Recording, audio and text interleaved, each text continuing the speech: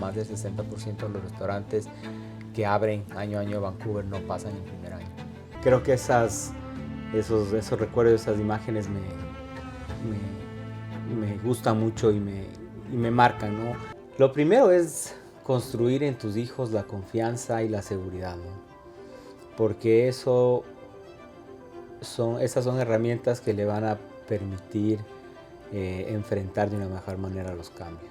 En Francia, yo tuve la oportunidad de viajar a Francia y de conocer un poco de su cultura. Las niñas menstruan a los 12, 13, 11 años y lo primero que hace la mamá es llevarle al ginecólogo a que empiece a tomar pastillas anticonceptivas porque va a empezar su vida sexual. Cada uno de los puntos, cada uno de los locales que ha tenido una ubicación diferente, hemos tenido que entender y hemos tenido que aprender primero sobre el market que tienes alrededor, sobre dónde estás ubicado, qué le gusta a la gente, cuáles son sus preferencias, sus tiempos.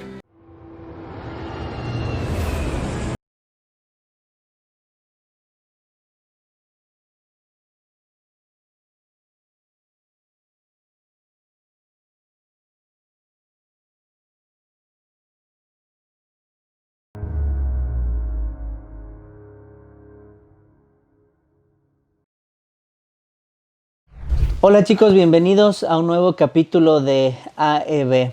Aprende, emprende, viaja, el podcast by Cristian Rosas. Estamos muy contentos, hoy tenemos de aquí a Fernando Acosta. Tiene tantos títulos que se me complica todo y estoy tratando de organizar, pero a ver, es empresario, tiene asesorías para líneas de inversiones. Es presidente de la Asociación de Ecuatorianos de aquí en Vancouver, en BC, y viene dentro de una línea de negocios por muchos años. Entonces nos va a enseñar muchas cosas de lo que aprendió para emprender todo lo que ahora tiene, y obviamente atrás de todo eso también tiene varios viajes, así que vamos a aprender mucho y seguro que nos puede servir y te va a servir en tu día a día. Así que bienvenido Fernando, muchas gracias por venir. A ti. Ahora sí, preséntate tú porque estoy seguro que yo no lo hice tan bien. A ti, Cristian, muchas gracias por la invitación. Encantado de estar aquí en tu podcast y encantado de poder compartir con toda la gente algo de mi vida, de lo que he hecho y de lo que quiero seguir haciendo, porque todavía estamos activos y con tiempo para hacer muchas cosas más. Así que nada. Cuéntanos un poco, ¿de dónde naciste? Un poco de tu trayectoria, tanto de estudios y de empresas. ¿Qué has hecho durante tu vida? Claro que sí. A ver, bueno, yo digo que nací por accidente en Colombia. Nací en Bogotá. Mi papá era militar, ya es retirado ahora. Así que... Militar ecuatoriano. Militar ecuatoriano, sí era... ¿Tus padres sí son ecuatorianos? Mis padres son ecuatorianos, mi papá es coronel de la Fuerza Aérea, mi madre es ama de casa, ¿no? Estuvo siempre en casa con nosotros. Y yo nací accidentalmente en Colombia porque mi papá estaba haciendo un curso de preparación en Bogotá, así que mi mamá embarazada, casi recién casados, nací yo allá. Pero me vine muy chiquito, me regresé muy chiquito a Ecuador y me crié en Ecuador. Soy ecuatoriano, tengo la ciudadanía ecuatoriana y por la profesión de mi padre pues viajé por muchas ciudades de Ecuador. Tuve la suerte de vivir en Manta, en Salinas, en Guayaquil, en Quito y de conocer pues varias ciudades del Ecuador. Hasta mi adolescencia viví en la costa, así que era más costeño que serrano. Y ya después, a mis 15, 16 años, fui a vivir a Quito y ya me convertí en un serrano más. Ahora tengo un híbrido, un mix, porque ni soy costeño ni soy serrano. Nací en Colombia y ahora me dedico a cocinar comida mexicana, así que tengo una mezcla ahí media loca de todo este tema con respecto a la nacionalidad. Así que así fue, así empecé. Ya en mi adolescencia llegué a Quito, nos radicamos ahí. Ya mi papá estuvo más estable, digamos, dentro de del tema de los pases militares. Terminé el colegio, entré a la universidad, empecé estudiando en la ESPE, Administración de Empresas. Ahí empecé mis primeros pasos laborales. Trabajé a los 19, 20 años, empecé a trabajar ya en una organización, en una institución que se dedicaba a brindar servicios de capacitación, de educación técnica profesional para el sistema financiero y asegurador. Estuve trabajando con ellos un buen tiempo, casi alrededor de 12 años creo yo. Muy lindo trabajo, logré crecer, empecé como asistente académico, después estuve en el área financiera, después fui director académico hasta llegar a ser director ejecutivo encargado. Y tuve un maravilloso crecimiento en esa organización, aprendí mucho. Cuando estás en ese tipo de empresas te obligas a conocer los productos que ofreces desde adentro. ¿Qué quiere decir? Todos los programas y cursos que desarrollábamos prácticamente los teníamos que tomar primero nosotros como alumnos. Claro, ¿no? eras el primer filtro. Éramos el primer filtro, exactamente. Entonces, desde hace posiblemente unos 4 o 5 años estamos involucrados en la directiva ya de una forma más directa. Actualmente estoy yo como presidente desde el año anterior y conmigo un grupo de personas, mi esposa y amigos que hemos estado apoyando y tratando de que la asociación siga cumpliendo los objetivos por los cuales fue creada y sobre todo desde hace, me atrevería a decir que unos 3 o 4 años también, tratar de brindar mucha más información y apoyo a todas las familias que han empezado su proceso migratorio hacia Canadá. Que desde hace 3 o 4 años hemos visto que se ha disparado enormemente el número de familias y de personas que vienen a Canadá a buscar una nueva vida. Y como asociación pues tratamos de brindar ese apoyo, ¿no? A todas las personas que van llegando, no solamente en el tema informativo, sino abrazarles, hacerles sentir que hay una comunidad a través de los eventos, a través de las actividades que la asociación realiza. Así que en esas estamos. Bueno, quiero regresar un poco en el tiempo porque ahora ya tenemos muy claro lo que haces. Una persona que creo que desde que nació ella estaba destinado a migrar, a estar en distintos lados porque naciste en un lugar, después fuiste a otro y por la carrera de tu papá que entiendo muy bien cómo es una carrera militar es donde te toque. Y quiero regresar un poco en el tiempo y preguntarte de tu niñez o de tu adolescencia, ¿qué es lo que más te acuerdas o qué crees que te marcó en tu vida? Yo creo que de mis principales recuerdos de niñez están los atardeceres en Salinas.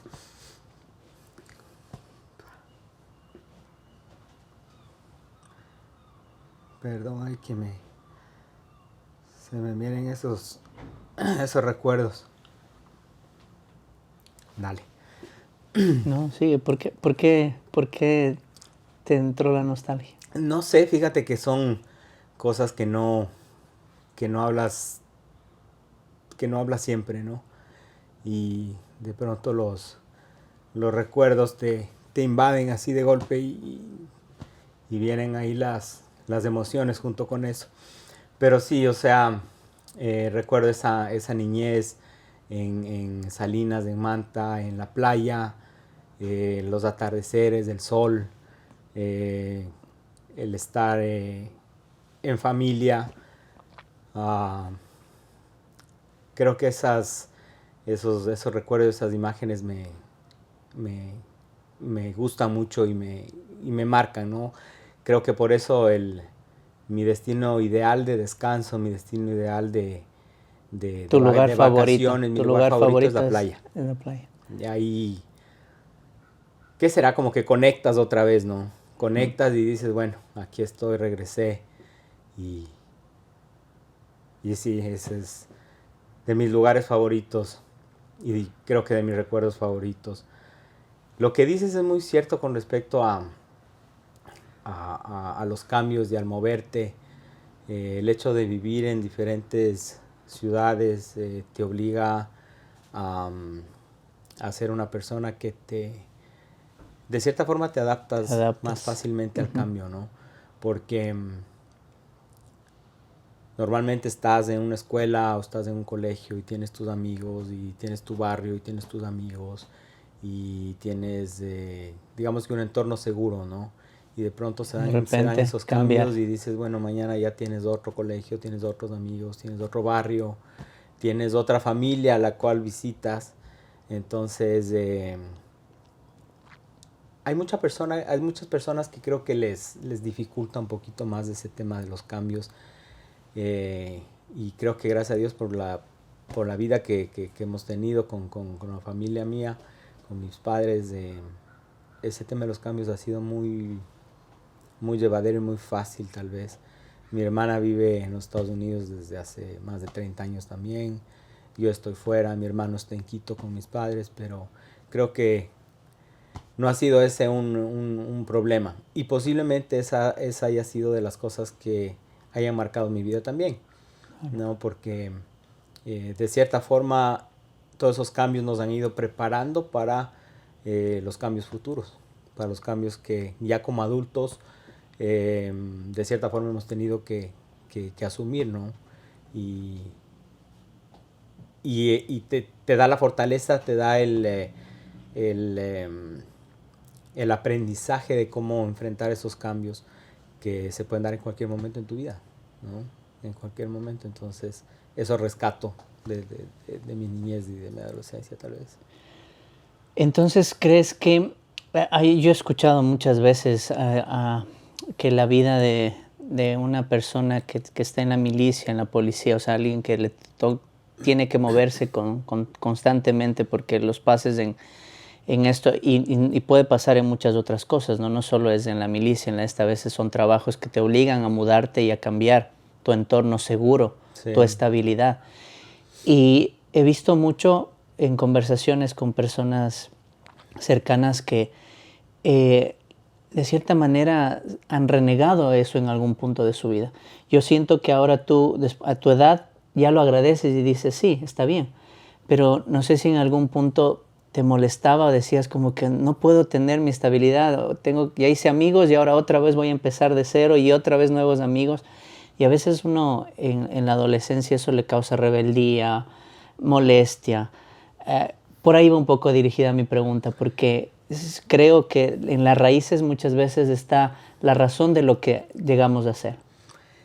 Yo creo que si en algún momento, especialmente en la adolescencia, puedes renegar ese tipo de cambios o ese tipo de decisiones que los padres toman. En mi caso creo que no mucho. Yo siempre soy el primero de tres hermanos, y siempre fui como el tranquilito de los tres, ¿no? Entonces como el más manejable. Casi siempre el primero de sí, el segundo es terrible. Mi hermana es una loca, tiene un carácter tenaz, es una linda, pero es una loca. Y mi hermano, ese sí es un diablo. El último es un diablo. Casi siempre es así. Entonces, a mí creo que yo fui el que más vivió esos cambios, porque como era el mayor, tenía más conciencia en términos de edad. Y me acuerdo, vivíamos en Guayaquil cuando fuimos a vivir a Quito ya, y tenía mi primera enamorada en Guayaquil, y muy probablemente se me debe haber alborotado las hormonas de ahí y debo haber puesto el grito en el cielo, pero creo que por mi forma de ser debo haber estado tranquilo. No tengo mucho recuerdo de haber hecho mucha bronca, pero sí conozco mucha gente, y tengo el caso de mucha gente cercana aquí, muchos amigos que hemos hecho aquí, que han tenido problemas con sus hijos con respecto a este tema de la migración o de estos cambios de vida fuertes, especialmente con sus hijos adolescentes, ¿no? Gracias a Dios no lo viví, gracias a Dios mi hija creo que sacó más de mí. Entonces mi nena vino a los 4 años y ella pasó de hablar cero inglés a un mundo de inglés. Mi hija empezó, ni siquiera en el español, mi hija empezó estudiando en una escuela de habla francesa en Quito. Entonces mi hija empezó hablando más francés que español. y después le trajimos a los 4 años de acá y empezó hablando inglés. Y le pusimos en su guardería, y después pasó a los after school y después pasó a la escuela, ahora ya está en el high school. Entonces también ha vivido sus cambios, ¿no? Pero igual que yo, creo que ha sacado eso de mí y ha sido muy adaptable. Ella no se hace problema.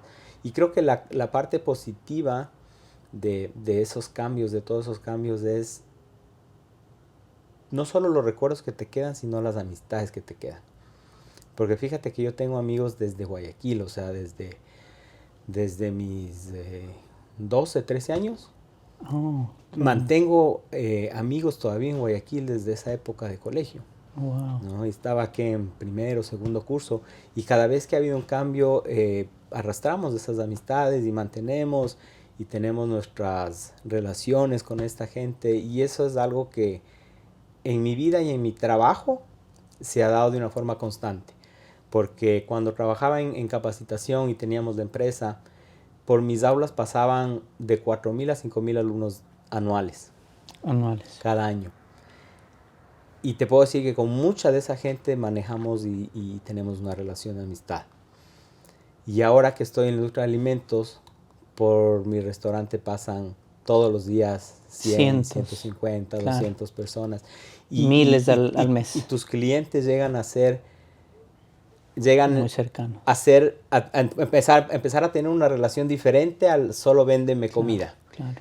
Entonces ya hablamos de otras cosas, ya preguntamos cómo está tu familia, cómo va tu proceso, cómo está tu adaptación. Entonces ya entras en una relación diferente con la gente también. Y eso es la parte positiva de aprender a manejar los cambios.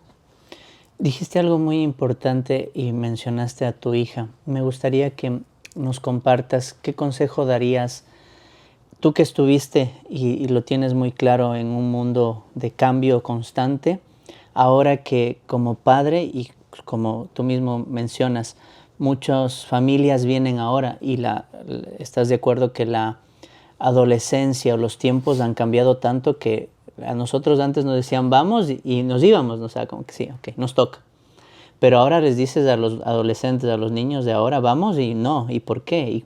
Y como han cambiado y han tenido mucha voz, ahora tienen mucha voz, los derechos están muy bien marcados. Prácticamente no les puedes obligar a hacer algo que no quieren.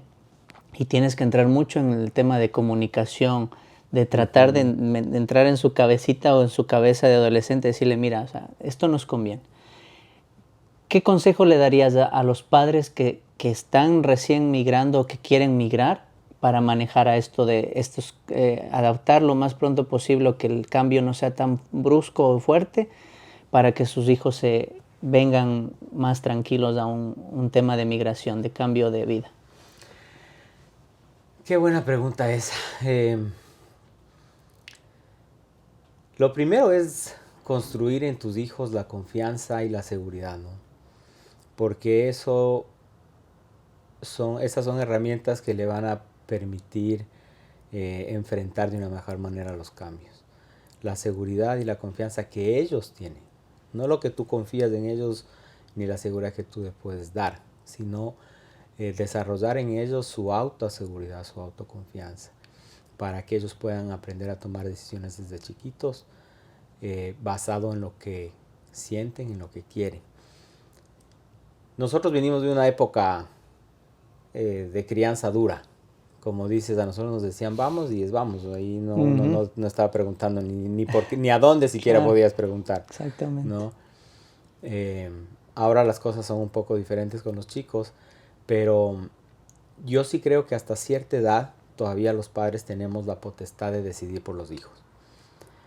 Sin caer en una tiranía, pero tampoco sin caer en lo absurdo de tener que a tu hijo de 6, 8 años preguntarle ¿qué es lo que usted quiere en su vida? Porque posiblemente el niño todavía no está en capacidades de decidir ciertas cosas.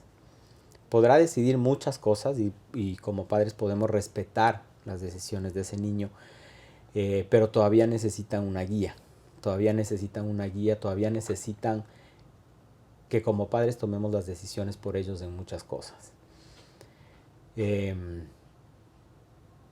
Eso es lo primero, ¿no? El construir en los niños la seguridad y la confianza.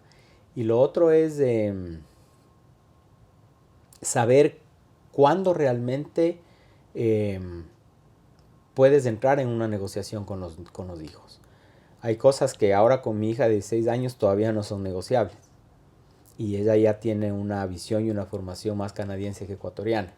A pesar de que en la casa tratamos de que nuestra crianza sea a nuestra manera, hay cosas que todavía no son negociables. ¿Cuáles son los no negociables? Los no negociables son los que a nosotros como padres todavía no nos parece que ella está en tiempo de decidir por sí sola, ¿no? Te voy a poner un ejemplo. Un no negociable es, papi, quiero hacerme un tatuaje. Ok. Yo he visto muchas compañeritas de ella que se hacen tatuajes ¿no? Y es algo que a mí me gusta porque yo tengo tatuajes también. No le puedo decir... Entonces yo no le puedo decir no porque no. Claro. Porque si yo los tengo, yo los hago, me he tatuado mi cuerpo, entonces yo no tengo, digamos que derecho a decirle no lo hagas tú, ¿no? Porque la primera respuesta que vas a tener es, pero si tú lo haces. Si tú no me digas que no tomes, si tú tomas, no me digas que no fumes si tú fumas. Pero todavía no está en edad de decidir por sí sola, ¿no? Entonces, ese es un no negociable. Para mí es un no negociable porque primero tienes que ser mayor de edad, primero tienes que terminar de madurar y después tú puedes tomar una decisión sobre tu cuerpo, ¿no? Porque hacerse un tatuaje no es que mañana voy y me borro con liquid paper, ¿no? Entonces, ese es un no negociable, por ejemplo. Cosas que ella puede decidir en la medida de su madurez y en la medida de su seguridad, nosotros le damos la libertad de hacerlo, ¿no? Entonces, siento que también muchos padres, o he visto que muchos padres han caído en ese vacío de no poner un límite un poco alto con respecto a los no negociables. A un niño de 12 años, porque todavía es un niño de 12 años, no hay mucho que negociar todavía con respecto a un cambio. O sea, nos vamos, ¿por qué? Y le podemos explicar, es una oportunidad para la familia, es una mejora de vida, le vendes la seguridad, le vendes la estabilidad, le vendes el futuro que el niño puede tener en un país diferente con respecto a la educación, con respecto a su profesionalización. Todo eso lo puedes vender y le puedes compartir. Pero de eso a que un niño de 12 años decida si quiere o no quiere quedarse con sus papás en otro país o quiere regresarse a Ecuador con la tía, pues en mi forma de ver, respeto mucho el criterio de otras personas, pero creo que así es como yo lo veo y así es como en mi vida lo experimenté. ¿Te imaginas tú que mi papá hubiera estado ahí sentándonos cada año y medio? Reunión familiar, ahora nos vamos a Manta. ¿Quién quiere irse a Manta y quién se queda aquí? No hubiera funcionado, ¿no? Y ya cuando tuvimos nosotros la decisión o la edad para decidir sobre algo, pues como padres de ellos también, mis padres accedieron. Mi hermana, me acuerdo, terminó la universidad y dijo, oye, me salió un trabajo en Ambato, me voy a vivir a Ambato. Mi papá le dijo, mi amor, te llevo. ¿Qué te ayuda a llevar? Porque ya estás en la edad de decidir por ti sola, ya estás en una edad en la que puedes tomar esas decisiones. Y si eso hubiera tratado de decidir a los 14 años, posiblemente mi papá le hubiera dicho, ese es un no negociable, así que quédate tranquila. Me agrada mucho y me haces de acuerdo. Yo tengo 2 hijas adolescentes, una niña de 17 y una niña de 16. Y el año anterior o hace unos meses me decían, papi, ya quiero pintarme el cabello.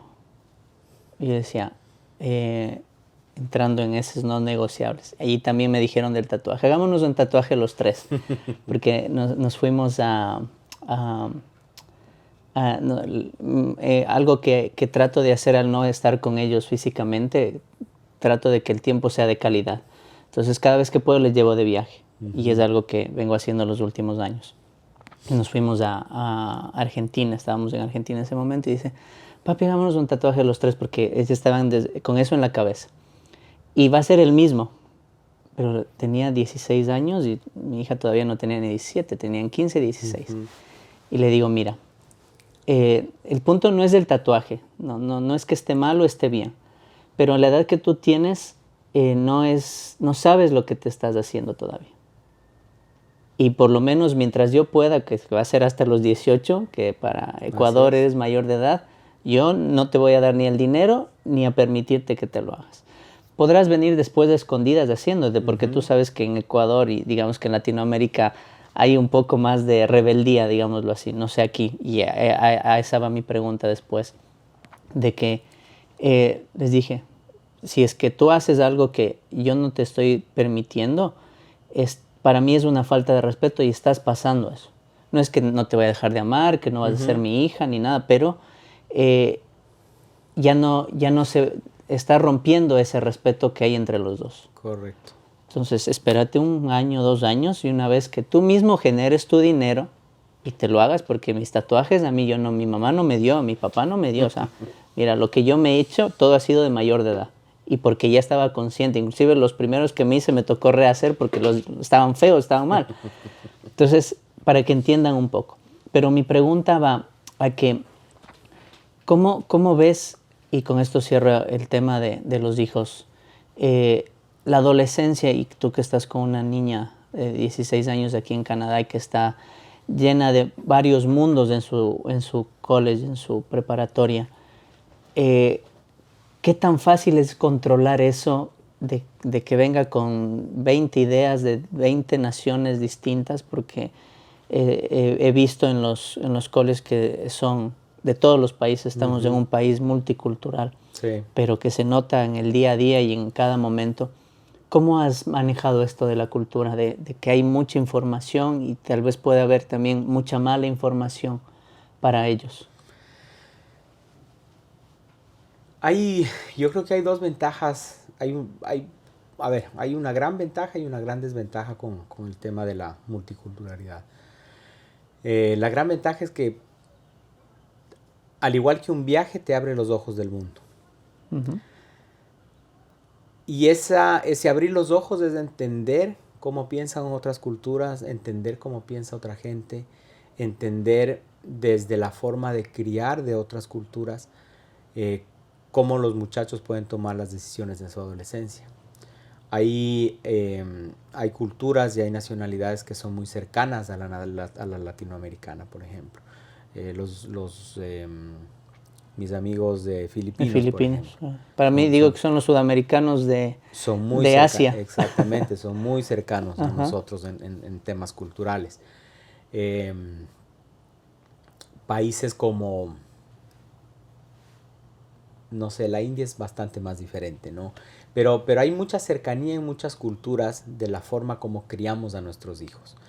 Y asimismo hay culturas muy diferentes, con unas independencias y con unos desapegos muy diferentes. ¿Cómo conjugar todo eso? Es difícil porque a la final el muchacho o la niña o el niño va a estar expuesto a la información de los dos lados. Se va a encontrar con gente que piensa poco cercano a lo que sus papás piensan, a su cultura familiar, y se va a encontrar con otras personas que por su cultura y por su forma de independizarse tan rápidamente en su adolescencia, empiezan a tomar decisiones desde muy jóvenes que en nuestro lado cultural no están todavía experimentando los chicos. Entonces, todos los anglosajones o la mayoría de culturas norteamericanas, estamos hablando de Estados Unidos y Canadá, los muchachos tienden a independizarse a los 18 años. O sea, casi que terminan el college y se van a vivir solos. Tratando de vivir solos. Y no solamente por un tema de decisión de ellos. He conocido muchos casos de que sus propios padres están esperando que ya se gradúen para que se vaya de la casa. Entonces es una cultura muy diferente a la nuestra. Nosotros, mientras más los hijos estén en casa, salga a los 30 años casado, estamos felices como padres, culturalmente, ¿no? Entonces, hay que aprender a combinar las dos cosas y hay que aprender a, a darle esa libertad también a los muchachos para que ellos vivan esa experiencia.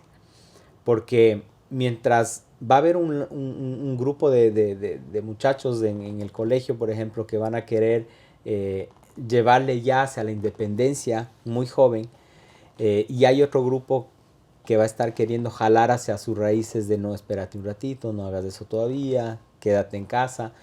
Y a la final los muchachos, los niños y las niñas, ya cuando estén en su high school y estén por graduarse, son los que van a tomar la decisión.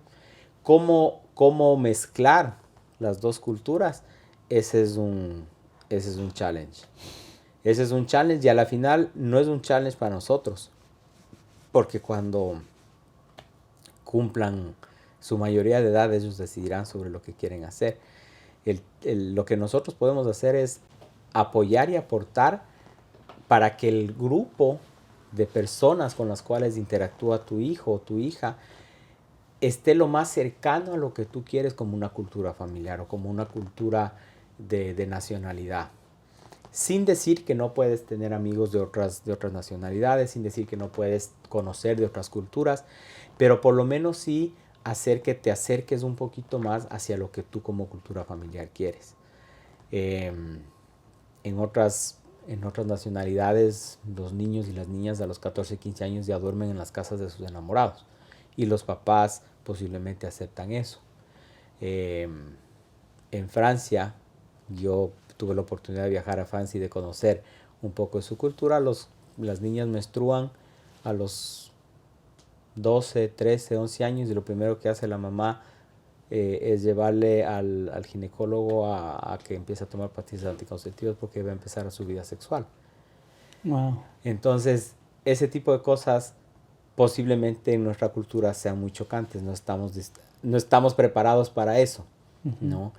Entonces, ok, le voy a mandar a mi hija de 14 años a que duerma del enamorado solo porque tenga una experiencia de interacción con otra cultura. Porque los demás están haciendo eso. O porque los demás están haciendo, o le voy a explicar, oye mamita, los ecuatorianos no somos así tan libertinos, no somos tan open mind, entonces espérate un ratito, que venga tu enamorado, te visite en la sala, te coja la mano, te dé un besito, no tengo problema, pero no te vas a ir a dormir a la casa de él. Ni todavía. él va a venir. Ni él va a venir, ¿no? Entonces, ese es el challenge como papás, pero a la final los que deciden son ellos. Claro. Y acuérdate que la decisión la pueden tomar de forma abierta los papás o la pueden tomar calladitos, clandestinos, ¿no? Entonces me quedo callado, no digo nada, mis papás no saben nada, Claro. no se van a enterar, vamos nomás. Y ahí es donde viene otra vez lo que te decía, confianza y seguridad.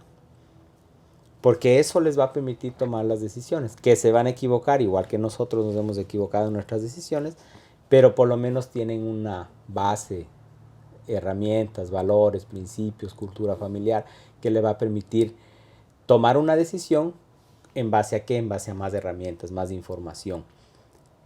Que luego te equivoques o no te equivoques, ya eso es otro tema. Pero creo que por ahí viene la cosa. Perfecto. Bueno, ahora cambiamos un poquito el tema y vámonos a tus emprendimientos. ¿Qué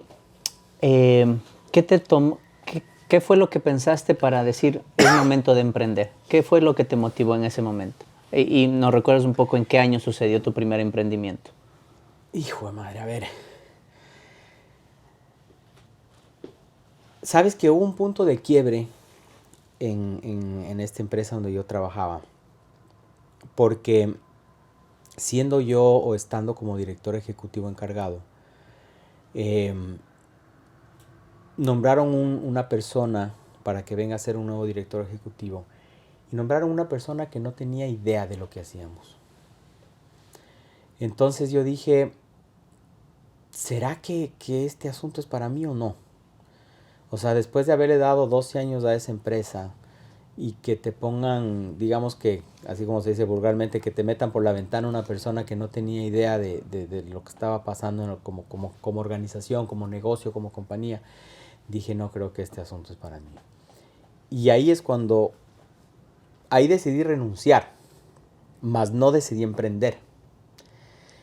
Cuando renuncié a ese trabajo, dije, bueno, ¿y ahora qué vamos a hacer? Dije, primero voy a tomarme un mesecito de descanso y después vemos dónde me voy a trabajar, a empezar a aplicar y todo. Lo que normalmente uno hace, ¿no? ¿Qué edad tenías ahí? Ahí yo tenía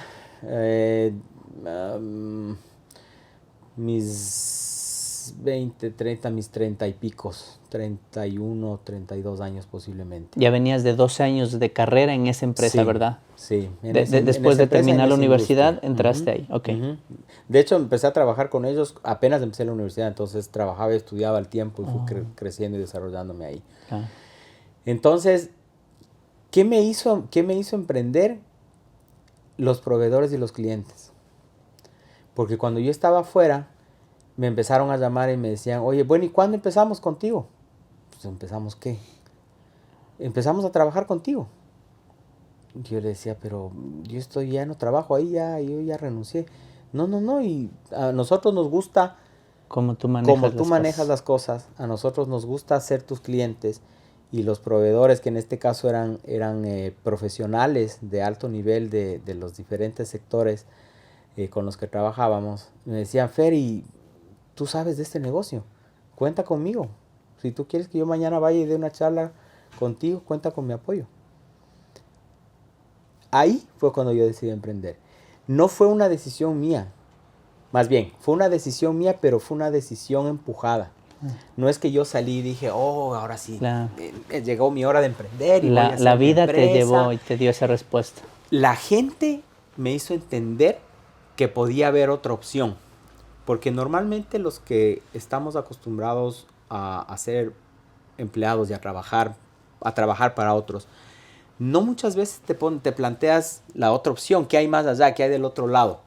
Y posiblemente hay mucho temor, mucha incertidumbre. Dices, ¿será que puedo? ¿Será que no puedo? ¿Será que es o no es? Realmente yo ni siquiera había pensado en eso. Yo salí pensando en vincularme otra vez laboralmente a otra empresa. Pero ese grupo de personas fueron las que me impulsaron a decir, oye, si tú ya sabes hacer esto y lo haces bien y los clientes te están diciendo que por qué no lo haces tú de forma independiente, de forma personal, algo debe ser que estés haciendo bien para que eso funcione así. Y ahí nació mi empresa. Ahí hablé con los proveedores, que en este caso eran los conferencistas, los profesores. Hablé con algunos clientes, me dijeron, sí, nosotros nos vamos contigo porque creemos en la forma como haces las cosas, en tu trabajo, en tu profesionalismo, que hemos manejado, las relaciones comerciales que hemos manejado durante estos años. Y ahí nació el emprendimiento. Y ahí nació mi gusto por.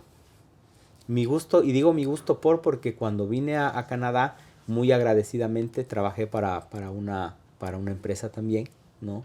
Mis primeros 3 años de aquí volví a ser empleado.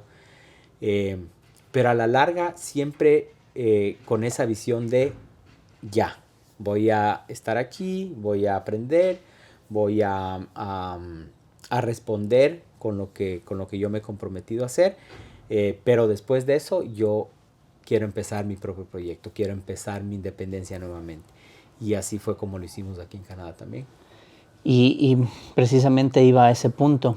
Una vez que uno en nuestros países tenemos nuestro negocio, tenemos ya algo establecido, que económicamente no fue la razón por la que decidiste emigrar, que ahora me vas a contar por qué ese cambio, qué fue lo que te llevó a tomar la decisión de decir, ok, me voy a Canadá, o en este caso a cualquier otro país. ¿Por qué decidiste emigrar?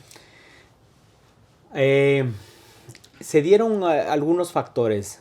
Uno de los factores fue el golpe económico que en los 2000 el Ecuador sufrió en su economía. Eso afectó mucho los negocios y mi negocio particularmente se vio afectado por esa situación económica. Creo que ese fue uno de los factores que nos hizo pensar en algún momento, decir, ok, vamos a cambiar de rumbo. ¿Por qué vamos a cambiar de rumbo? Un segundo factor fue... Perdóname, para dar un poco de contexto, en el 2000 Ecuador tenía su moneda que era el sucre y cambia del sucre al dólar americano. Entonces, la mayoría de negocios o dinero que tú tenías se convirtió casi en nada. Y vino una ola muy fuerte de migración, que la mayoría en ese momento se fue a España y ciertas personas que tenían la posibilidad de Estados Unidos y Canadá, pero era una afluencia muy baja hasta ese momento. Eso hizo que muchísimos migrantes salgan en ese momento. Tú estuviste en ese momento ahí. Correcto, correcto. Esa situación económica que vivió el país por los 2000 fue uno de los factores que nos hicieron pensar como familia en ver hacia otro lado, ¿no? Un segundo factor creo que fue para nosotros importante el tema de seguridad. El tema de seguridad porque ya nuestra nena estaba creciendo, tenía Luciana 3 años y medio. Y a pesar de que vivíamos, digamos que acomodadamente, cubríamos nuestras necesidades, fíjate que vivíamos en un complejo, en un condominio, donde estábamos encerrados. Teníamos guardias 24 horas al día, teníamos cercas eléctricas, teníamos todas las seguridades, cámaras y todo lo que se te ocurra. Entonces prácticamente vivíamos en una cárcel. Lindo adentro, cómodo, más cómodo, pero vivíamos en una cárcel, ¿no?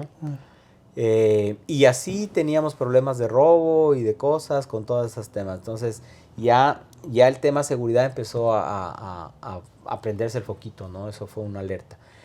Y después, la empresa que me contrató aquí en Canadá, el restaurante que me contrató aquí en Canadá, me dijo, oye, ¿por qué no vienes? Me ayudas haciendo un primer trabajo de la asesoría y ve si te gusta. Ve si te gusta la ciudad y vives acá un tiempo, o sea, estás aquí un tiempo y tú decides. Así que dije, bueno, chévere, hagámosle. Yo había venido ya a Vancouver por visita. Ya conocía un poco de la ciudad, pero no había venido nunca con los ojos de voy a venir a vivir acá. Entonces, acepté esa primera asesoría. Estuve creo que 3 o 4 meses, me parece, aquí trabajando en este restaurante. Y ahí pude conocer un poco más a fondo la ciudad, la movilización, la educación, la salud, es decir, algunos otros temas que cuando estás de turismo, pues lógicamente ni te interesas, no lo ¿no? ves. Y dije, sí, me gusta esta combinación de ciudad con mucho verde, me gusta la naturaleza que hay acá. La playa. La playa, el paisaje tan loco que miras a la playa y están las montañas, la montaña nevada al frente. O sea, hay unos atractivos como ciudad que te gustan mucho, ¿no? Y también me gustó mucho la multiculturalidad, porque decía, o sea, he tenido la suerte también de viajar un poco, de conocer algunos países,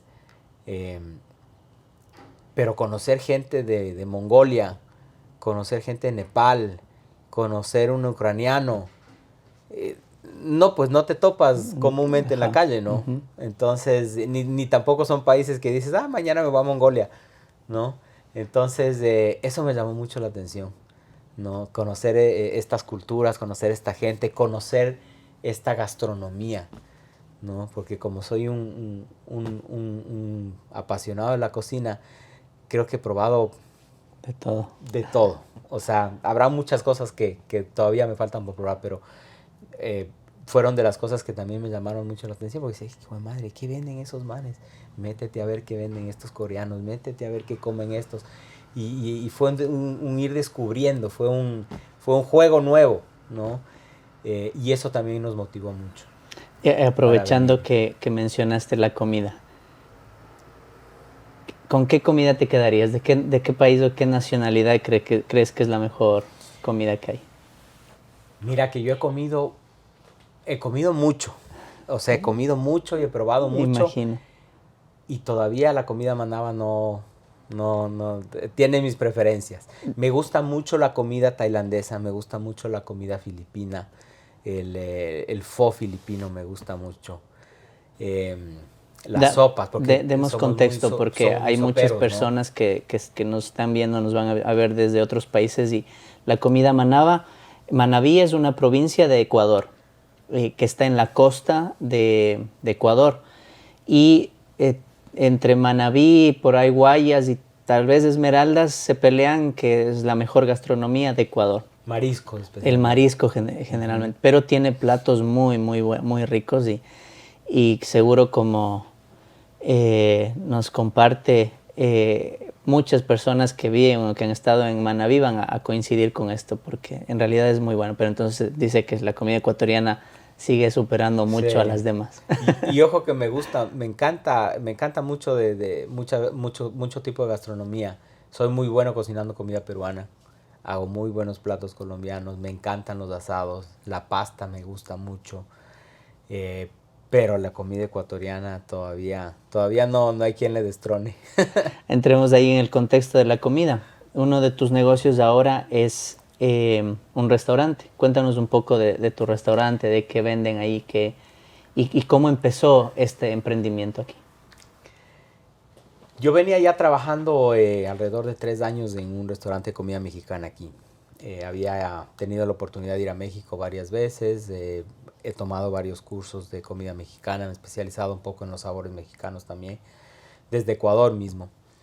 Entonces, cuando yo dejé de trabajar en este restaurante en el que estaba, se acercó una persona que está en industria de alimentos también, que ahora es mi socio, y me dijo, oye, él venía de trabajar en franquicias, en hamburguesas, en franquicias de hamburguesas. Entonces me decía, se acerca y me dice, oye, yo quiero abrir un concepto de comida mexicana, pero bajo el estándar de un fast food, bajo un estándar de franquicia. Entonces nos sentamos a conversar y salió el proyecto de los tacos. Él traía todo el conocimiento de administración, del negocio de franquicias, de administración de comida rápida. Yo traía la sazón, traía un poco la estructura de cocina.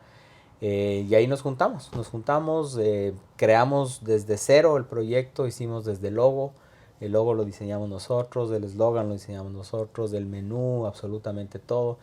Y en el año 2018, sí, 2018, septiembre de 2018, se abrió los tacos en Cucuitlán Center. Ese fue nuestro primer local. En los años posteriores abrimos un local en Langley, abrimos un local en Broadway, uno en Abbotsford, inclusive 2 de ellos en plena pandemia se abrieron. Entonces fue un tema especial porque la industria de alimentos estuvo muy golpeada durante pandemia. Muchos cerramos durante periodos de tiempo los locales por todo este tema de pandemia, cuando nos encerramos aquí en Canadá y todo. Y así fue como nació el proyecto. Así fue como nació de una idea de mi socio que quería darle una estructura de franquicia a una taquería, porque lo que tenemos es una taquería, y yo que traía los sabores, las recetas, y junto con él fuimos probando, bájale aquí, ponle acá, más por acá, y salió lo que tenemos hoy por hoy. Ya tenemos 6 años del restaurante, vamos para nuestro 7º año. Algunos de los locales los vendimos y estamos actualmente pues buscando oportunidades, alternativas para seguir creciendo. ¿Qué crees que ha sido lo más difícil en estos 6 años con respecto a este negocio? Definitivamente la economía y el mercado, ¿no? Cada uno de los puntos, cada uno de los locales que ha tenido una ubicación diferente, hemos tenido que entender y hemos tenido que aprender primero sobre el market que tienes alrededor, sobre dónde estás ubicado, qué le gusta a la gente, cuáles son sus preferencias, sus tiempos. Entonces, entender eso ha sido un proceso complicado. Y más que un problema, ha sido un aprendizaje. Porque uno puede pensar y uno puede decir, oye, yo tengo un buen producto y yo abro aquí, mañana abro en la otra ciudad, ¿y por qué no me va bien en la otra ciudad si es el mismo producto y es exactamente lo mismo y aquí a la gente le encanta y acá resulta que no le gusta? Ese es el market, ese es el entorno, qué tipo de gente vive, inclusive aquí uno tiene que pensar qué nacionalidades viven alrededor tuyo, qué horarios tienen, qué hábitos de comida tienen. Entonces ha sido un aprendizaje interesante. que lo hemos ido alimentando durante todo este proceso. Y lo otro es la economía, la parte económica. ¿Por qué? Porque en una condición económica normal, tú tiras tu proyección financiera y tú haces tu proyección de negocio en base a ciertos parámetros y posiblemente tienes ciertos índices que te dicen, ok, vamos a movernos un poquito más hacia abajo para no tener una expectativa muy grande, ¿no? No vamos a tirarnos al óptimo, sino nos vamos a ir un poquito más abajo. Pero definitivamente nadie te prepara para un bajón económico. Entras en un tema de COVID, el país prácticamente se blinda un año, más de un año, empieza una guerra, nuestro principal socio comercial como país empieza una guerra, nos ponen tarifas, entonces todo ese tipo de cosas afectan la economía, afectan la forma en que la gente consume, afecta la capacidad adquisitiva de la gente y eso te pega, principalmente en la industria de alimentos te pega de lleno. O sea, es una industria muy sensible y aprender a jugar contra esos factores que pues no están en tus manos, ese es uno de los principales problemas y aprendizajes. Conozco muchos negocios y uno puede hablar de estadísticas. Cada año del 100% de restaurantes que cada año se abre, el 60% pasa al siguiente, el 60% no pasa al siguiente año. Y no pasa al siguiente año por muchos de estos factores, ¿no? Economía, y también porque en la industria de alimentos hay todavía mucha informalidad en el sentido de que voy a abrir un restaurante porque siento que es un buen negocio, porque veo que es un buen negocio, creo que puede dar, pero no sabemos manejar los costos, no sabemos manejar los costos de comida, no sabemos manejar los costos de mano de obra, no entendemos qué tipos de porcentajes debemos utilizar como parámetros o como métricas en la industria de alimentos, cómo manejar los descuentos, cómo estructurar tu menú, cómo comprar un equipo de cocina. Lo que normalmente pasa es, ya vamos, montamos el restaurante y chin, compramos todo y resulta que cuando tenemos todo montado decimos, bueno, ¿y ahora qué vamos a vender? ¿Qué te gustaba? ¿Qué era? ¿Vamos a hacer churrascos o qué vamos a hacer? Ah, no, ¿y para qué? ¿Y ese equipo que te costó $3,000, para qué compraste? Ah, no, es que me gustaba por si acaso. Por si acaso. ¿No? Entonces hay mucho desconocimiento en la industria de alimentos y es una industria muy sensible en el sentido de que las pérdidas se dan en esos pequeños detalles. Si tú no manejas el costo de comida, estás dispuesto a morir. Estás destinado a morir. Si tú no manejas los costos de mano de obra, estás destinado a morir. Si tú no manejas de una manera organizada la producción, el mise en place, estás destinado a morir. Y por eso es que tenemos ese reflejo de los números. Los números eso se ve en números, esa falta de conocimiento y de formalidad en la industria se ven los números, ¿no? Y por eso te decía, más del 60% de los restaurantes que abren año a año en Vancouver no pasan el primer año. No pasan el primer año justamente por este tipo de cosas, ¿no? Porque no entendemos cómo evaluar un valor de renta. No entendemos si esa renta es poco, es mucho, o cuánto yo necesitaré vender realmente para cubrir una renta. Estamos hablando de que aquí una renta la más flojita está en $5,000, $6,000. Lo que había preguntado. $5,000, $6,000 de un espacio de 800, 1,000 pies cuadrados. Ya te metes en rentas más grandes y el problema es mayor, ¿no? Porque tienes que aprender a vender mucho más. Pero ese tipo de información, ese tipo de herramientas, mucha gente no la conoce y ahí es donde tropieza. Ahí es donde tropieza. Muy bien, ahora entremos un poco en el tema de la asociación. ¿Qué te motivó a ser presidente o buscar dirigir a una asociación en este caso, ecuatorianos? Porque estoy seguro que vamos a poder invitar a muchos otros presidentes de asociaciones de distintos países, pero ¿a ti qué te motivó el presidir esta asociación? El continuar colaborando Ya veníamos nosotros trabajando en la asociación desde hace 4 o 6 años, a manera de voluntariado, sin un cargo o sin una designación específica. Ya veníamos haciéndolo desde hace algunos años. Sin un salario, ¿verdad? Sin un salario, porque estas son organizaciones sin fines de lucro, entonces todo se trabaja o se basa en una autogestión. Lastimosamente aquí no tenemos en BC ni siquiera una oficina consular, como otros países que tienen, Colombia, México, por ejemplo, que tienen una comunidad más grande que la nuestra, pero tienen aquí su consulado, su embajada y toda la cosa. Y a través de estas organizaciones, de estas extensiones de su gobierno, logran inclusive tener ciertos fondos, ¿no? Entonces hay asociaciones que manejan fondos de su país para hacer eventos para su comunidad, por ejemplo, hacer actividades. Como ecuatorianos no tenemos esa ventaja aquí, no tenemos esa ventaja. Creo que ni siquiera los de Toronto no tienen nada de eso. Entonces, se trabaja por amor a la camiseta, por amor a la comunidad y por querer ayudar. Ese es realmente el tema. El querer ayudar a las personas que llegan, el querer ayudar a las personas que están aquí para que podamos vincularnos, para que podamos integrarnos, para que podamos compartir nuestra cultura, nuestra comida, nuestras raíces, nuestro folclore. Ese es el objetivo de la asociación.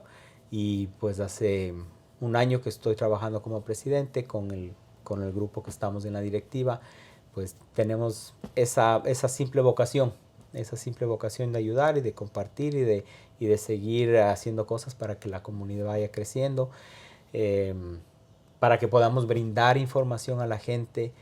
Cuando uno llega nuevo tiene muchas preguntas, ¿no? ¿Cómo saco una licencia? ¿Cómo abro una cuenta del banco?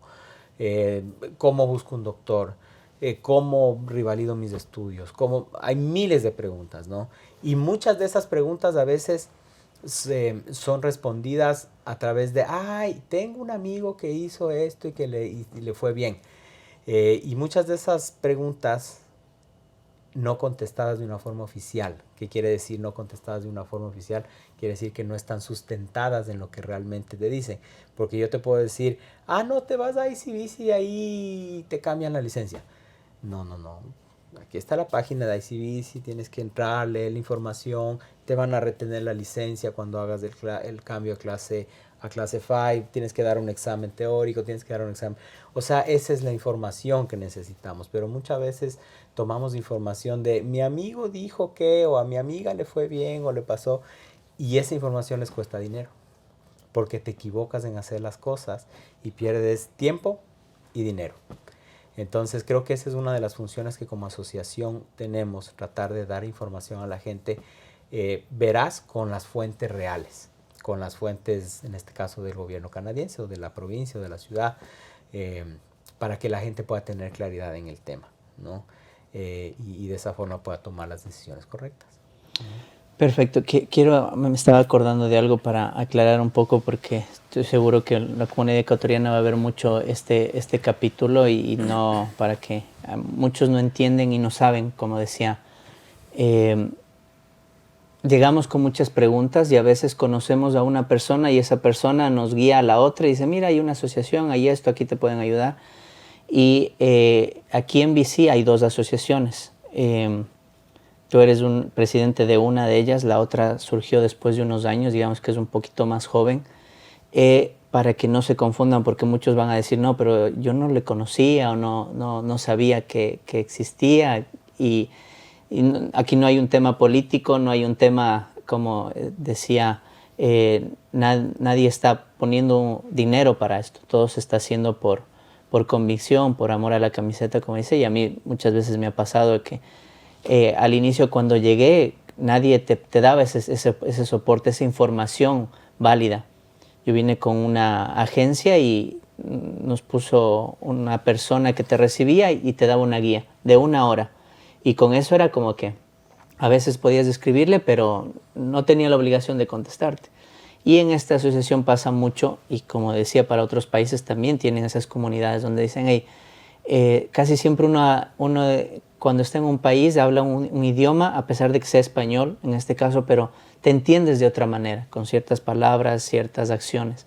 Entonces, en eso ha ayudado mucho y sobre todo en los eventos, ¿no?, que hacen anualmente, mensualmente, y quiero que ahora nos cuentes un poco qué han hecho y qué se viene como asociación, y que des el nombre de la asociación para que puedan buscarte un poco y encontrar y entiendan que tienen otra opción también. Claro que sí.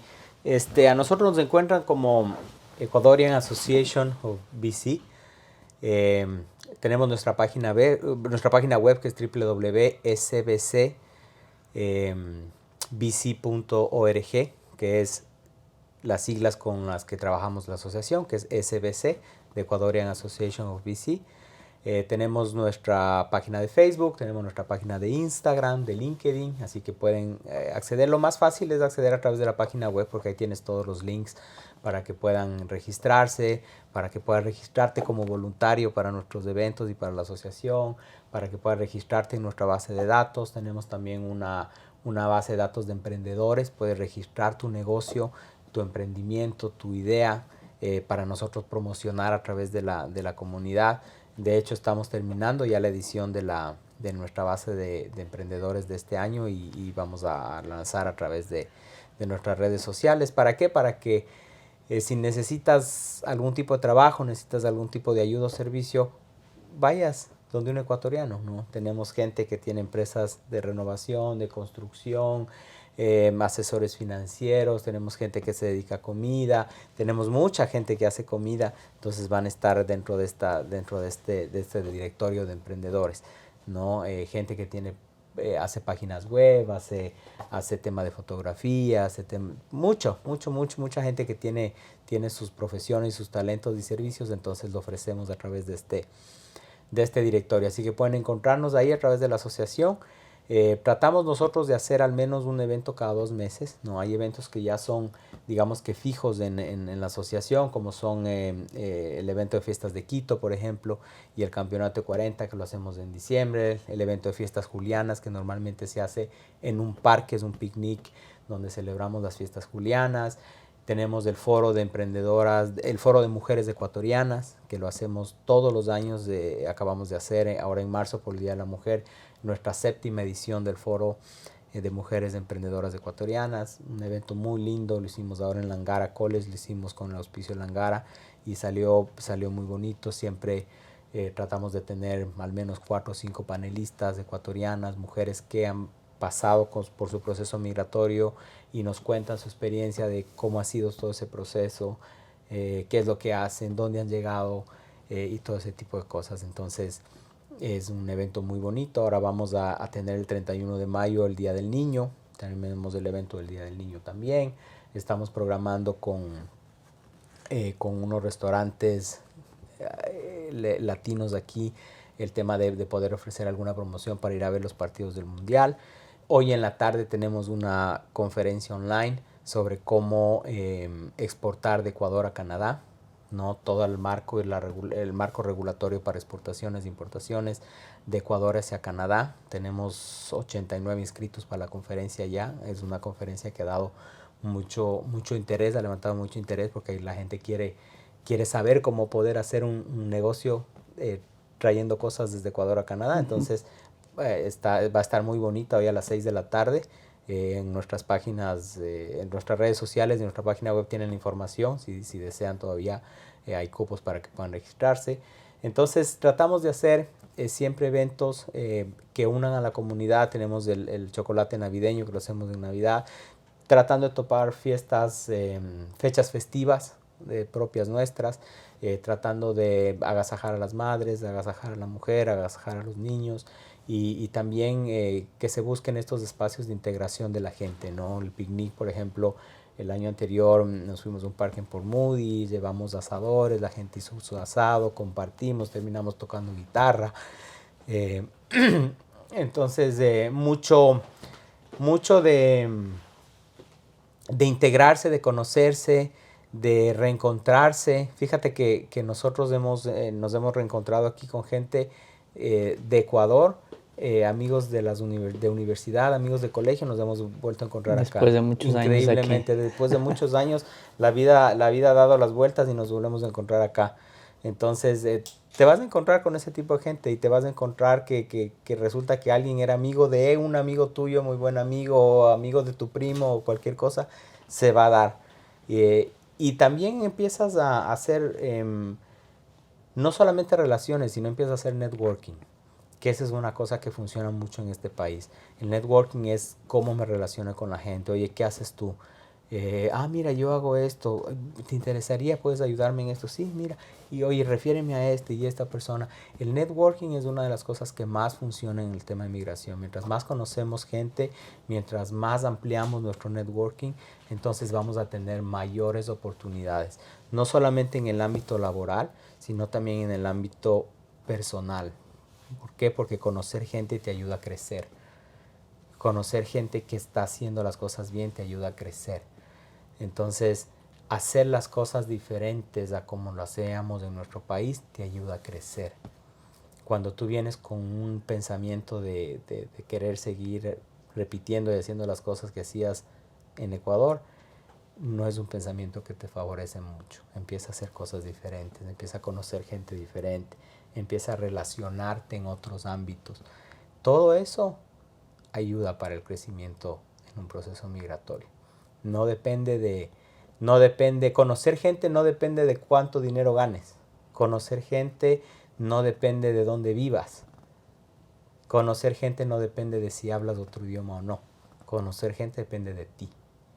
Y en la medida en que más gente conozcas, tu networking va a ser más grande y vas a tener más oportunidades. Esa es la clave de la migración.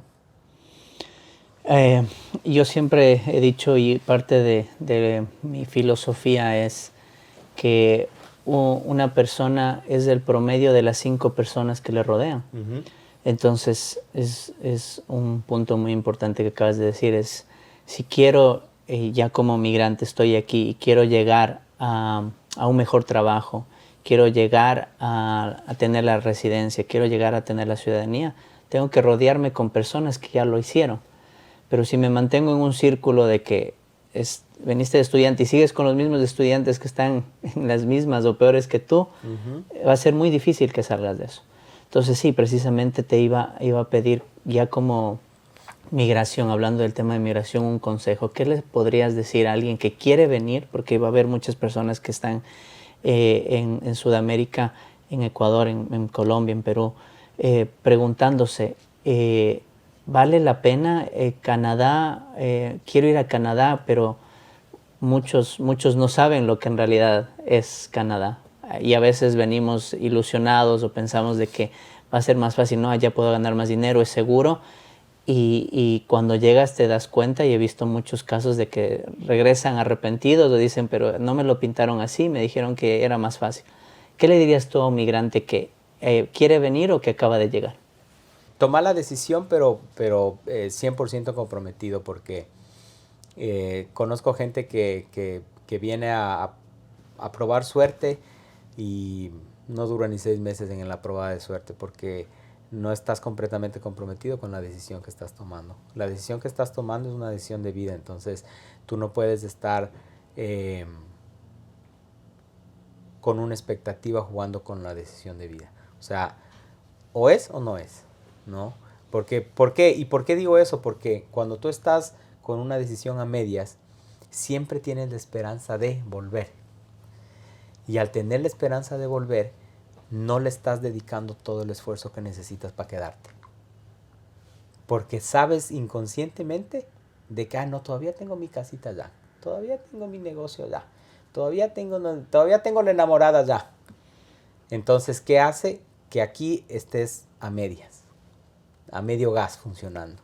Entonces, para los que vienen, ese es el primer consejo.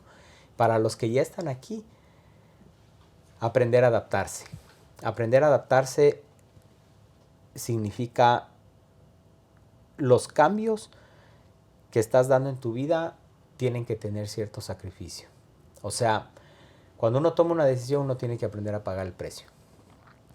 Y muchas veces pagar el precio es tener una incomodidad, porque posiblemente yo en Ecuador vivía en una linda casa de 2 pisos, de 3 pisos, en mi apartamento con 2, 3 cuartos. Era jefe o mi mamá y mi papá me tenían todo y aquí tengo que lavar, tengo que cocinar y... Exactamente, exactamente. Entonces yo ya era gerente y ¿cómo voy a venir acá a lavar platos? ¿No? Sin que eso sea el objetivo de, ¿no? Porque el objetivo de es adaptarte, pagar el precio que tienes que pagar en el sentido de que, ok, vas a pasar ciertas incomodidades, vas a tener que adaptarte, vas a tener que acostumbrarte, pero eso no va a durar para siempre. ¿Por qué? Porque si tú lo haces bien vas a empezar a crecer y muy probablemente vas a empezar a tener las mismas comodidades en un corto tiempo que las que tenías en Ecuador. Pero hay mucha gente que viene y no está dispuesta a pagar ese precio. Entonces yo he visto familias que vienen y se van y se rentan una casa por Moody por 4.500 o $6.000, porque así vivía yo en Cumbayá, pues. O sea, no sé, a mi familia no le voy a dar nada menos. Y es muy respetable, siempre y cuando tengas $500.000 en la cuenta para pagar la renta que te sustente. Pero muchas de esas familias ya no están, porque a los 6 meses se acabaron todos sus ahorros, por querer tener un estatus de vida o querer vivir de la misma forma como vivía en Ecuador. Entonces, adaptarte es eso, es pensar en, ok, voy a sufrir ciertas incomodidades, voy a ajustarme, voy a ajustar mi presupuesto. ¿Para qué? Para poder ir creciendo, para poder ir desarrollándome. Las personas que profesionalmente llegan con una expectativa se dan muy duro aquí de frente, porque lo primero que te piden aquí en los trabajos es experiencia canadiense o estudios canadienses. Entonces uno dice, no, pues, ¿qué experiencia voy a tener si vine a estudiar la maestría? Apenas llego. Ok, listo, ya tienes los estudios canadienses. Eso es pagar el precio. Pagar el precio es saber de que si tú venías de una gerencia en Ecuador, muy probablemente de entrada no te van a ofrecer esa gerencia. Vas a tener que empezar a construir tu carrera nuevamente y vas a tener que empezar a demostrar. Ventajosamente, fíjate que yo creo que somos de los países que tenemos buenos profesionales, buenos trabajadores, que la gente sí reconoce el trabajo de la gente de Ecuador, la gente sí reconoce el trabajo de la gente latina que viene, y que profesionalmente tiene mucho que dar aquí a las empresas canadienses. Y ese reconocimiento se va dando porque ya entraste, ya te van ascendiendo, ya vas mejorando, y llegas a tener muy probablemente en un corto tiempo o mediano plazo todas las comodidades que tenías en Ecuador, más todos los beneficios que como cultura, que como país Canadá te puede ofrecer. Y ahí es el otro lado que es el complemento del consejo. Adáptate a la sociedad canadiense. Tú no puedes pretender venir a otro país y tratar de vivir en una burbuja haciendo las mismas cosas que hacías en tu país. Tú tienes que venir a entender cómo es la cultura canadiense, tú tienes que venir a entender cómo es la sociedad canadiense, tienes que venir a respetar las normas de esa sociedad, porque hay muchas cosas que posiblemente no nos gusten, ¿no? Y esa es parte de lo que tenemos que hacer. Si no nos gusta algo, tenemos que aprender a respetar esta sociedad, ¿no? Es la única forma en la que tú puedas vincularte, adaptarte a una nueva sociedad y tener una inmersión en la sociedad canadiense a través de esa aceptación y ese respeto hacia el nuevo país. Porque si yo vengo a Canadá y quiero seguir haciendo las mismas pendejadas que hacía en Ecuador, no vas a tener resultados diferentes. No vas a tener, te garantizo que no vas a tener resultados diferentes. Vas a tener más problemas, porque aquí la ley es diferente, aquí sí hay ley, ¿no? Pero aquí se respetan las leyes. Aquí se respetan las leyes, pero si yo vengo con una predisposición de hacer un mejor cambio en mi vida, ¿por qué voy a traer mis malas mañas? ¿No? Entonces yo quiero dar lo mejor de mí. ¿Para qué? Para que esta sociedad funcione, me acepte y mi familia crezca aquí. Eso creo que es clave desde mi punto de vista. Muy bien, Fernando, te agradezco mucho. Ha sido, creo que, una conversación muy, además de entretenida, rica en conocimiento, porque creo que hemos visto varios temas y de eso se trata este podcast, ¿no? No es solo venir y poner a un empresario y que te cuente de su empresa, sino es entender un poco desde dónde viene, qué le impulsó a eso, y ahora que estamos hablando en otro país, que nos hemos encontrado en un país que no es de nuestro origen, el entender un poco de la migración, qué te motiva y cómo es vivir aquí un poco, de cierta manera, contarte las experiencias, porque ya la hemos pasado, lo estamos pasando y hemos aprendido quizá un poquito. Creo que Fernando comulga con mi filosofía de que todos los días aprendes. Y también nos gusta dar esa información a las personas que recién llegan. Yo siempre que me rodeo de alguien le digo, mira, a mí me pasó esto y te cuento esto para que no cometas este error, porque yo ya lo hice. Y es parte de la razón de por qué estoy haciendo este podcast, para poder llegar a más personas. Porque me pasaba mucho de que iba a una reunión de ecuatorianos, iba a una conversación, me decían, oye, ¿y tú cómo sabes de esto? Y no me dijeron que el contador me recomendó y a mi contador me dio $100 y a mí el otro me dio 2,000. ¿Y cómo? ¿Pero por qué? ¿Y por qué si acá en la renta cuesta en este lugar esto y en este otro? O sea, a veces detalles pequeños que a mí me han servido mucho. Yo digo, tuve la suerte también de conocer, de cuando llegué conocí a personas que ya estuvieron mucho tiempo aquí, me rodeé de eso y me sirvió para poder crecer, y es lo que trato de hacer. Lo que he recibido gratis siempre lo he dado gratis.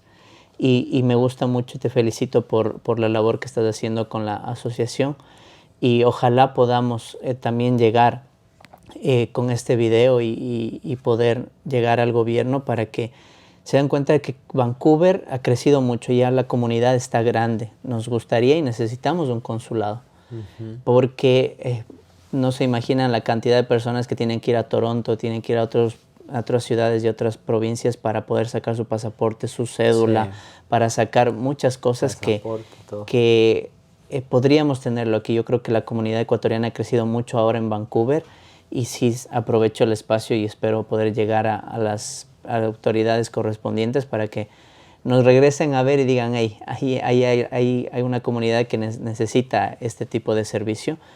Y por último, que nos digan, saben que al inicio cuesta tanto, y estoy seguro que entre $1,000 a $10 algo hacemos. Entonces, porque él es el compartir, ¿no? El saber que no solo es pedir, también es qué podemos dar.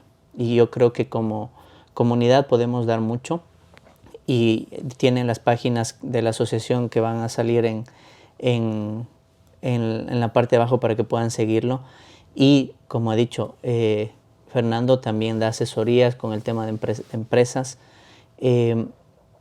Agradecerte, y quiero que como el podcast se llama AEB, vamos a ir letra por letra. De aprende, necesito que nos des, o te pediría que nos des un consejo en general que deberíamos aprender.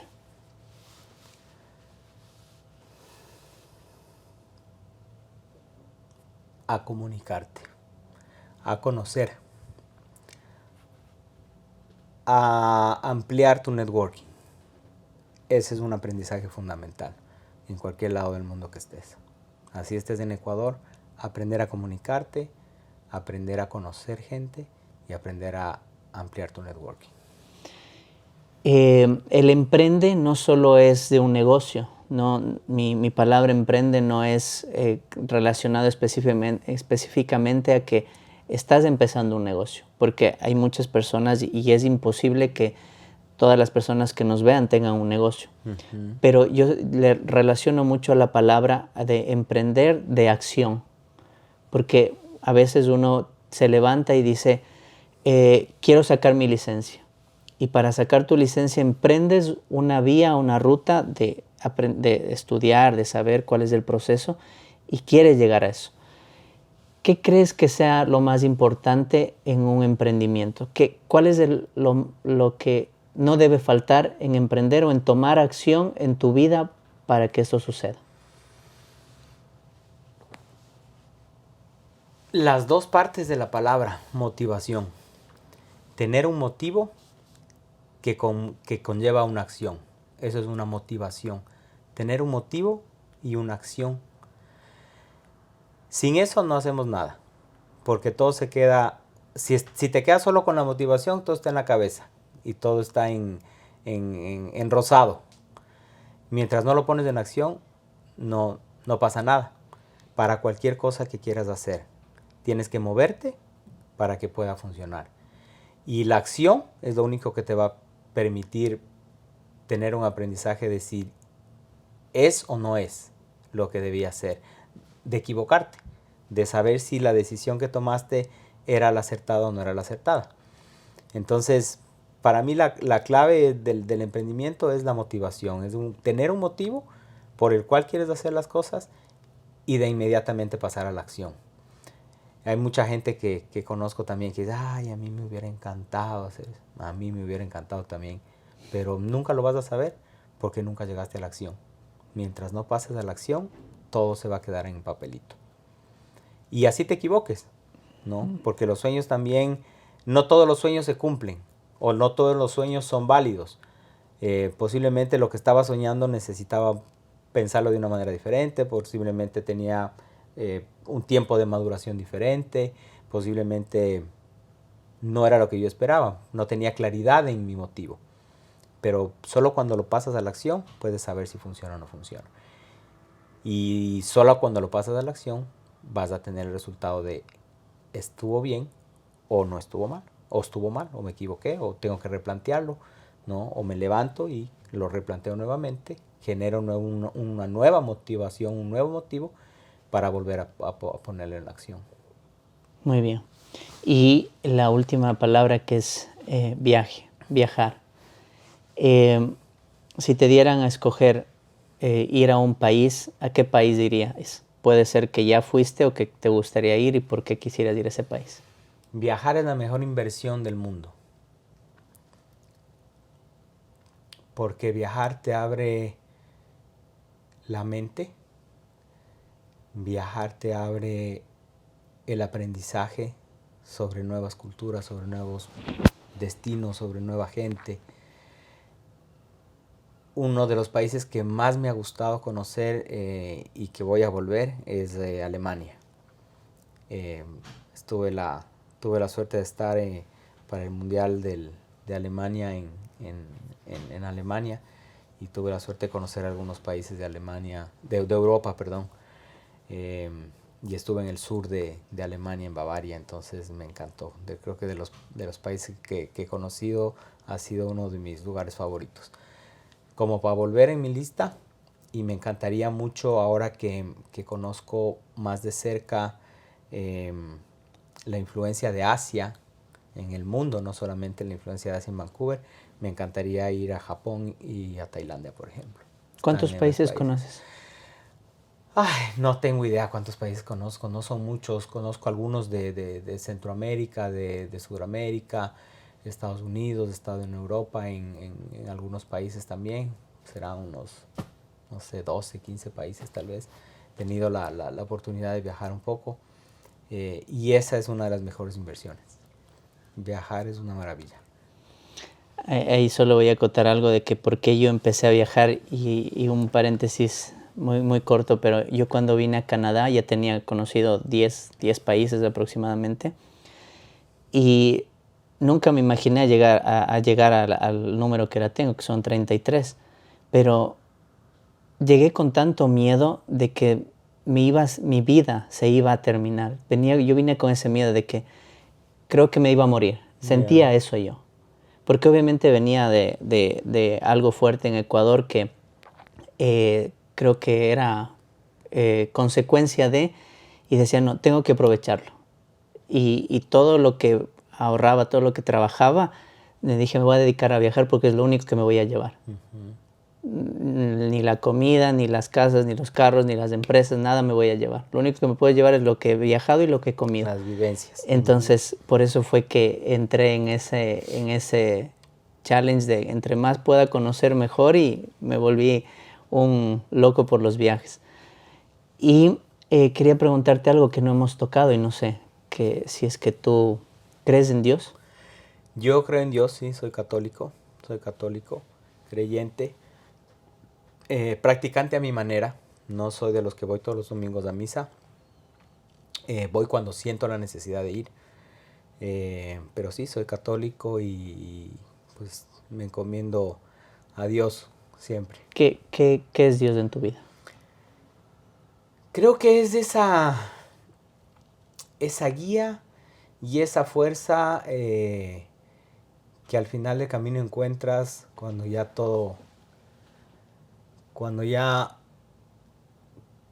no hay nada más. O sea, cuando ya haces todo lo posible todo lo humanamente posible y ahí para mí está Dios. O sea, cuando ya entregas todo y dices, en tus manos dejo y ya, que sea lo que tu voluntad quiera. Eso. Si pudieras volver en el tiempo y con la experiencia que ahora tienes, ¿qué le dirías al Fernando joven? Arriésgate más. Fíjate que yo empecé a arriesgarme a hacer cosas un poquito tarde, digamos así.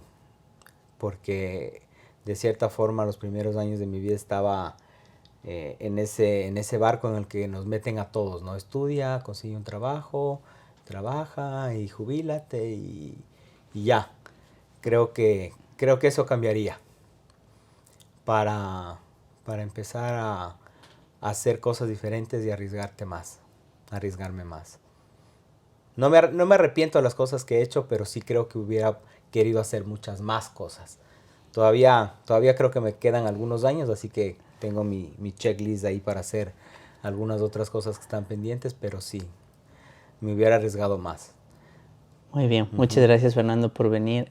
Al finalizar, por favor, déjanos cómo te pueden encontrar, tus redes, tus enlaces, los vamos a poner abajo en los comentarios para personas que quizá necesiten asesoría en los negocios, necesiten buscarte como presidente de la asociación y sobre todo las personas que están migrando también seguro van a buscar mucha más información.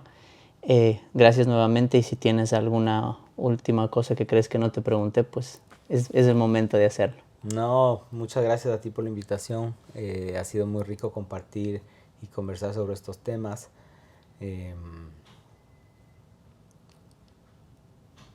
Creo que no siempre te das el tiempo para hablar de ciertas cosas, ¿no? Entonces es importante hacerlo. Y que tú hayas podido generar o que estés motivando este espacio para que podamos compartir no solamente la experiencia de vida, sino no solamente la experiencia profesional, sino también conocer de pronto a los seres humanos que estamos atrás es importante. Así que creo que es un buen trabajo, un noble trabajo que estás haciendo. Te deseo muchos éxitos y me ha encantado estar aquí, compartir, quebrarme. Que eso hace también, te hace recordar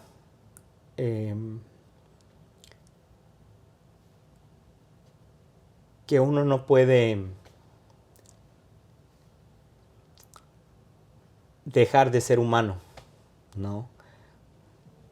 Ahora que hemos conversado, se han venido varios recuerdos a mi mente y me has hecho evaluar y pensar de hace muchos años y ha sido emotivo.